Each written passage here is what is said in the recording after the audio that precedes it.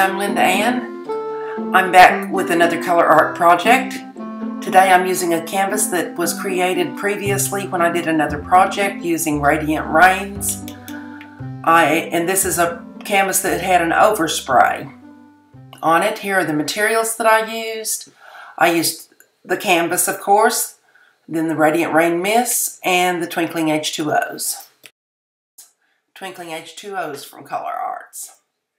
And here's that canvas. I put water on my brush and started painting with the water. Caught my drops on a paper towel. I just started painting shapes into this. Already had feathers on it, so I started painting more feathers into it. You have to be careful when you scrub, because if you scrub too hard, it damages the paper if you're using paper. This happens to be a canvas, so I can treat it a little more gruffly. Here I am painting with more water. It's kind of like kids painting on the sidewalk with water.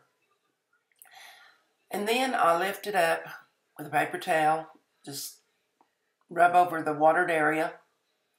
And I'm using much lighter pressure there than it appears, simply because I'm used to working on paper probably. Here I go down the center of a feather shape that's already there and blot out to create the spine-like area of the feather. I played with this so much, off and on, different places, that it ended up looking nothing really like the first canvas that I started with. And it may not be the most beautiful thing I ever did, but it was certainly a relaxing project. And all of this paint right now is just paint that was overspray from creating the feathers. In a few minutes, I'll show you how I added paint to this later. But right now, I'm still scrubbing out areas. Pulling that up with a paper towel, lifting that paint off. I'm going back in with more water. It looks like paint there because it gets darker when I put water on it, but it's still water. You can see that when I lift it up with the paper towel. By the way, I saved my paper towels too because they make really nice collage items and they have the color on them. Here it is after I've lifted quite a bit of paint, and I'm splattering now some water onto it for textural purposes. And I will lift that with the paper towel also. This was really relaxing, just kind of a lazy afternoon where I spent reshaping, remodeling, repurposing the canvas that I'd already used.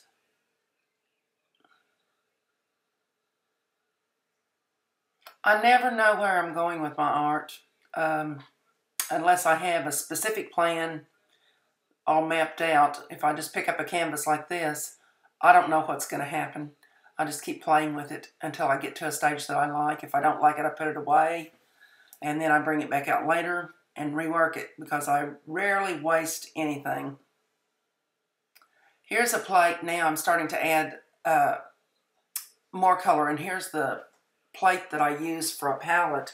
I find that a white, just normal eating plate, dinnerware plate, works really well for a palette because it's easy to get the paint off and it shows up the colors true. And again, this is paint that was left over from a previous watercolor that I did.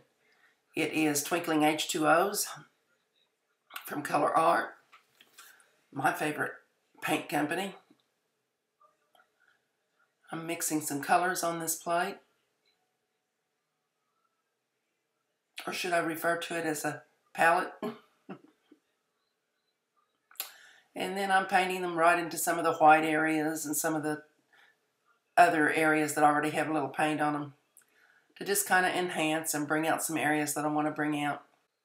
We're often overly critical of our own work, so try not to get too frustrated if it doesn't look like you hoped it would.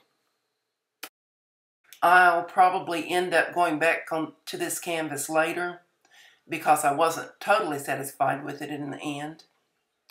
And I'll put it away for a while. I'll go back and you probably wouldn't even recognize it when I get finished.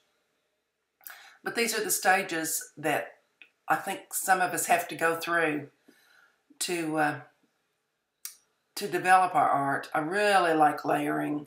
I think it adds so much depth to what you do. But layering can sometimes get kind of muddy, and maybe you have to gesso out parts and start again. All depends on what colors you use. If you're going to use colors that are straight across from each other on the color wheel, chances are that you're going to get some mud here and there. And I don't mind a little mud, because especially with these Radiant Gel sprays and mists, they have so much shimmer to them that a little dull in the background just helps that shimmer show up. Here I'm adding some more lines to make these appear like feathers. I added lines, I took out lines, and I just had a relaxing afternoon. I've added some greens that got kind of, in Oklahoma we would call it OSU orange, Oklahoma State University. It got kind of cowpoke orange in there, so I was adding some greens in to dilute this a little bit so it wouldn't look like I had a favorite team.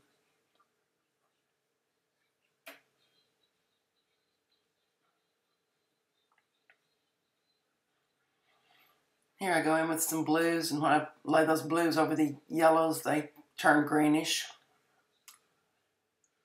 Well, that is green on that particular area.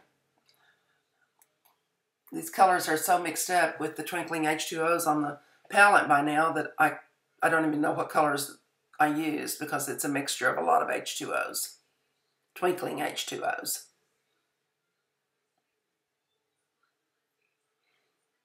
This is a little bit like doodling. You just play and fool with it and paint over it and take it away and paint some more and watch how things interact. It's probably more of a learning experience than it is a fine art at this point. As I said before, I won't let it stay that way. Eventually, I will go back and turn it into a fine art if I'm not happy with it. There goes some of that green. Took away that OSU color. Not that I have anything against OSU.